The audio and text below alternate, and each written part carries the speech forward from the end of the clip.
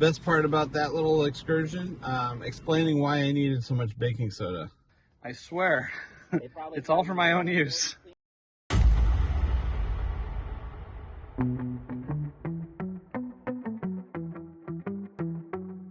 It's morning on battle day. It's time to get the car loaded and get all our stuff in gear. Getting tanks to the field is a challenge. For example, also deciding what to take. Now, full confession, I have a few. That's my stash. Tank battling is an art of logistics and basic maintenance. Also, it is a art of transport. We'll get to the concepts of transporting tanks in a future video. But for now, here's an example of my pack out. I got about 7 tanks. I have parts, I have a camera, and I have some things to noodle with.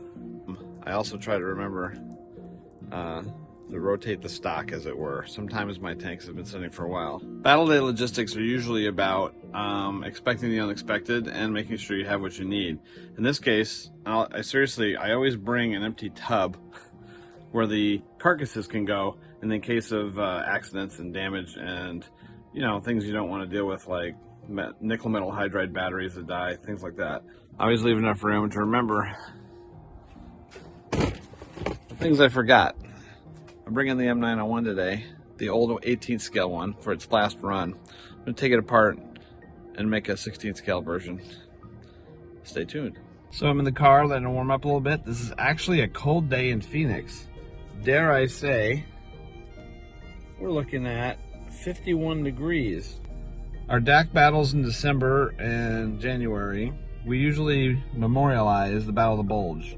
I know you say that the African desert, shouldn't you be memorializing El Alamein and Tobruk? Well, we've done that. We're a nostalgic bunch. But if we do the Battle of the Bulge thing, it actually lets us do something extra fun. First step in this process is always supplies. As this is a winter event and we are still honoring the Battle of the Bulge 80th anniversary, there's one key thing we have to have: snow. Now, you may ask, how am I going to make snow in Phoenix? I have a plan.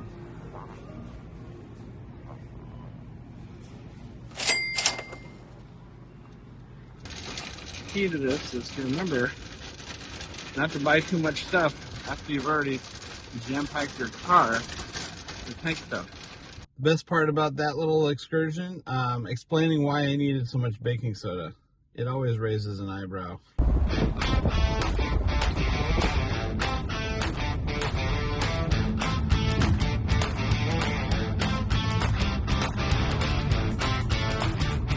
Over by the Cardinals Stadium, Glendale, Arizona, west side of town. They're actually home today. What does that mean? After the game, lots of traffic on this road. The battlefield is on Olive Avenue, right off Olive Avenue. Just north of the stadium is where you make the run. A light showing here today. 2 people have already come and gone. It's given us a chance to actually work on the field. This is the field post the addition of all the dirt from the 2 truckloads that we brought in. It was sifted, it was packed, it was wetted. Some of it's turned into some pretty arid vegetation. The tank tracks will take care of that pretty soon. This new mountain is going to be something to play with. There's John. Hi, John. Hi! Field elements are a big part of our club. They go everywhere from this $5 toy found in Big Lots to surplus Christmas trees and garlands. The secret to these is you buy them at the end of the season. You can usually get them for a couple bucks. Go through them a couple years. They kind of wear out in the sun, but we don't move them. Old cinder blocks for construction, and dirt sourced from here and other places. Now the big thing during the winter, we use the snow. You were there when I bought the baking soda. Snow. Can I put the snowman out? Lots of snow. Thank you, Kenny. We're gonna put snow on the field now, so enjoy. Kenny? Hi, Assistant Kenny. All right. Simple process. Baking powder becomes snow. Baking powder is not really toxic to the environment, and it looks pretty cool. And we have Frosty already waiting for us.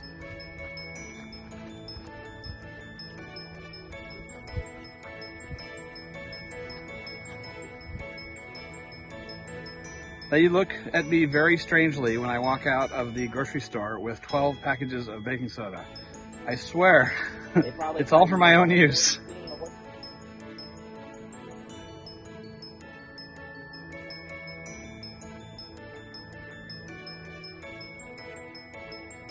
Looks like Kenny's almost done. It'll work. Nice. When I have more time, I'll dig it in. Ooh, almost. The secret in battle is to hit and not be hit. Light tanks are fast, but the minute you take a hit, you go slow. So it can be frustrating. Fortunately, I have a cool tank that shoots fast. I'm going to start off today with my M48. It's a Heng Long / 21st Century Toy / Tamiya.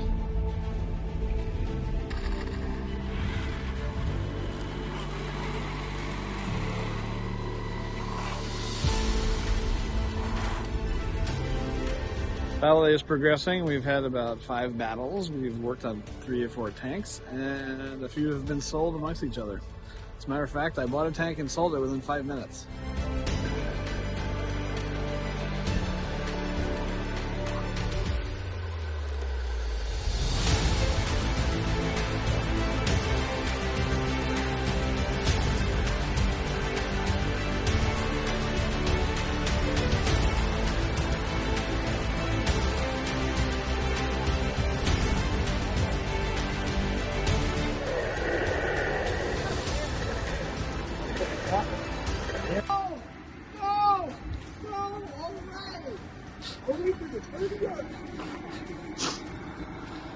One thing you miss sometimes when you're doing this: football.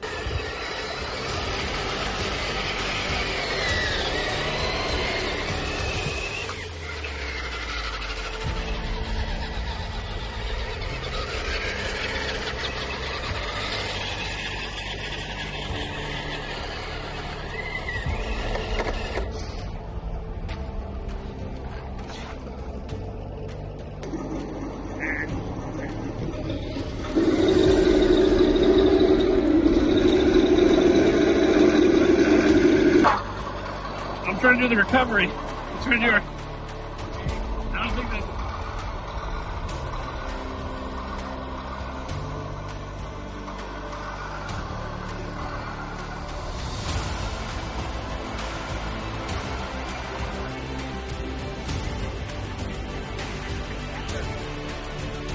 You are good at waiting for me.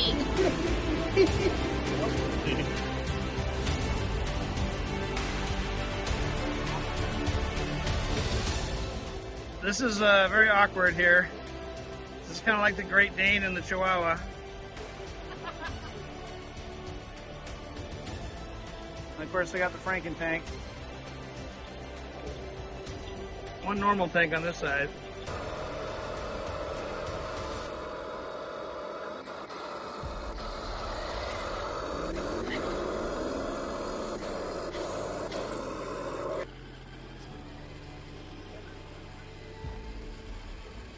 So we're mid-battle. We thought we'd have a rather light day, but today we actually got 4-on-4 going. So far, the winner on the field is the Weisel. It is murder. 20mm autocannon. Amy's giving it a good shot with the Sheridan. But so far, the Weisel is the king. We're here with the originator of this wonderful men's. This is the first version he did of the Weisel. Describe what we got here. It's a Mark 20 Weisel. It's actually the files are on Decor World, but I modified it so it fit the standalone tank IR system. Though I've gotten another prototype right now, but using some 800 RPM and 20 gear motors instead of the 120 ones, they get a little bit better speed. But the tracks are a print and place style, and it's quite a little ride to drive around. This thing has handled this field very well. This one's a little underpowered. Your second version with the bigger motors handled the hills and everything. This one doesn't have any sprung suspension. The other one does, which you're astounding me, by the way. Oh yeah, the other one's ridiculous. I need to reinforcement tensioners on that one because the 180 motors just put too much power down. Yeah, but this is handling our field. It works. It shoots. It took out my tank earlier. The other version did, and he's handling the hills. It did get hung up on some of the rocks over on the bridge area, but that's just because there's no suspension, I guess. It kind of skipped over him. But right now, oh, you're getting high centered a bit. That's the first time it's had a problem. Keep turning and falling up. So you said you got the files. Does it also have the tow version? They're working on a little crowdfunding thing for when they're doing the tow because they've been doing all the research and reverse engineering themselves off on their own spare time. Got it. But it's just interesting because, yeah, I know that there's the Tacom model 16th scale. I suppose you could put the Tacom upper on this, right? Maybe.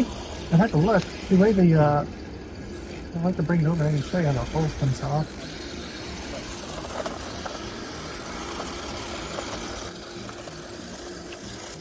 Okay, this is an HT PLA. This is using the DAK Labs Cyberbrick, so I got this really weird looking remote going on. Did you make that remote? This is another person's existing files on there. I saw it in a contest and I was like, I kind of like this because I can get a good hold on it even with my thumb poked through here.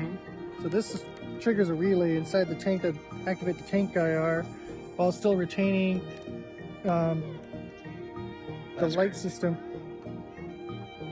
as well. Yep. But Okay, so it is easy to take apart. The guts are fairly small. fairly diminutive. That's why I went with the other one. I went with the 180 motors. This is an amazing effort, especially for a unique one-off tank. And this little board's the Cyberbrick, so it's still using the DC outputs for the motors.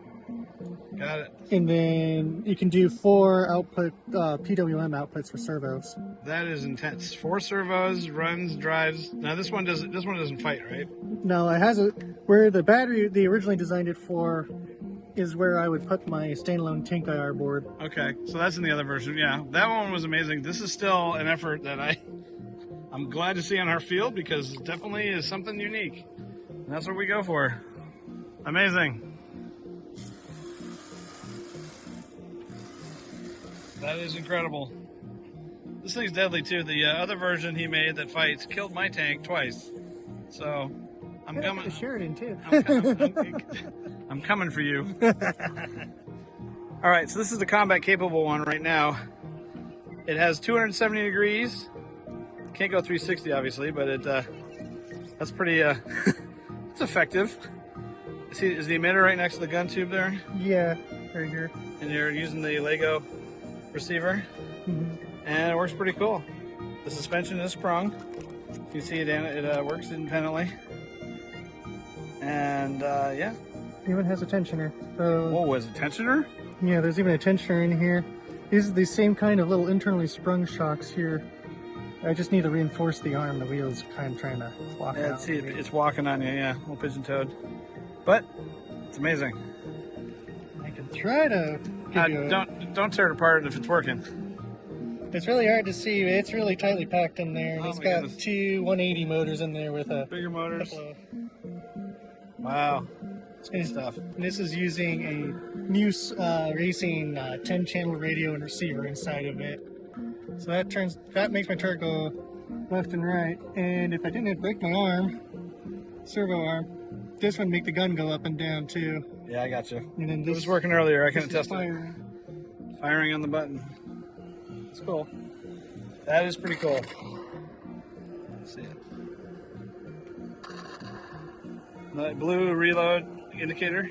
Okay. Yeah, I got the blue one because I figured that'd stick out a little better Yep. in the light. That's cool. Definitely a new generation out here. So this will be our last battle of the day. It's 4 o'clock. We're getting a little tight. It's actually hot today. Got the last lineup here. We got an odd crew. We got a KV, got a Panther that's captured, and we got our Panther Panzer IV. We're having fun.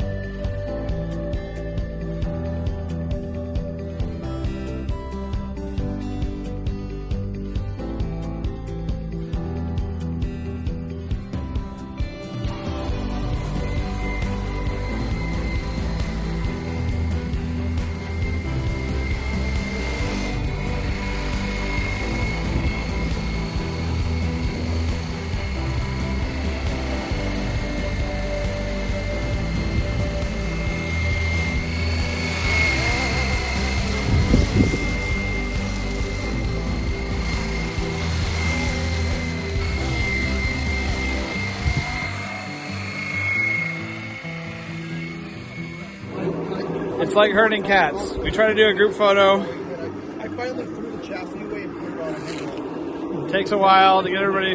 It takes a village. Of course, you got to line up all the hardware. This is only half. It's still worth the Buick. Yeah, so far. Yeah, it's good. It's good. It's good.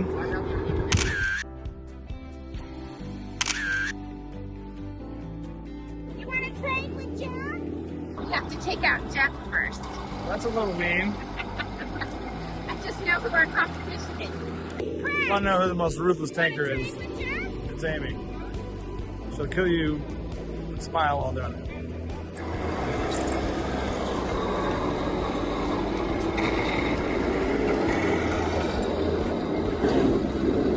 All right, ready? Ready.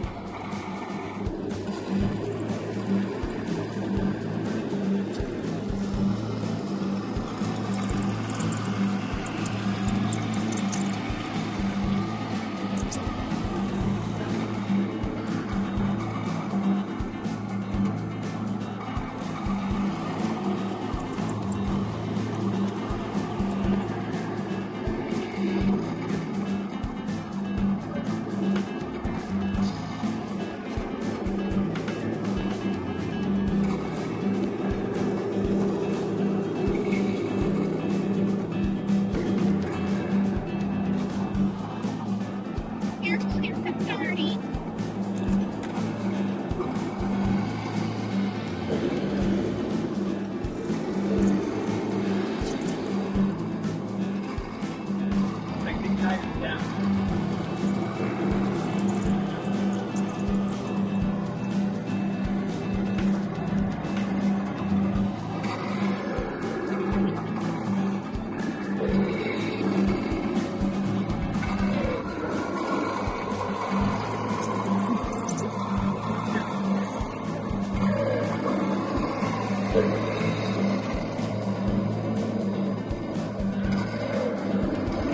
Reinforcements.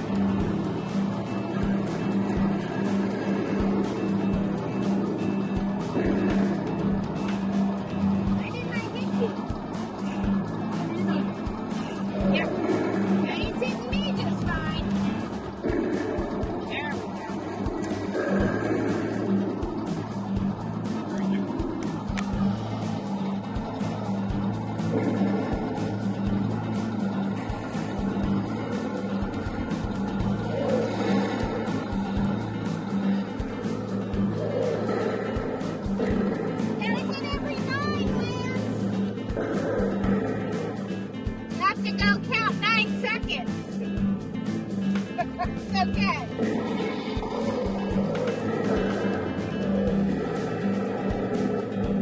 Finally. Okay. Good job, everybody. Oh my god, I didn't die. It was the last one alive. I can't believe it. Last one alive. What are you saying, Artie? I always die. That's fair. Well, I was we always end up in the same 5 feet. Biggest, dumbest tank we have. Day is over, the field is empty, stuff's back in the shed. We're going home. We're tired. I'm a little sunburned. Craig's wants us off his yard. All right, tell us about the building. Big. Massive. Starts this week, 6,000 square feet, 3 garage bays. Two. 2 garage bays. No, 1 big door, 2 little doors, and then a whole. Thank you for cursing on my kid-friendly video.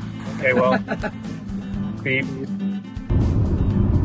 Well, that's a wrap. Tank battle is over. We're on the way home. It's about a half-hour ride for me.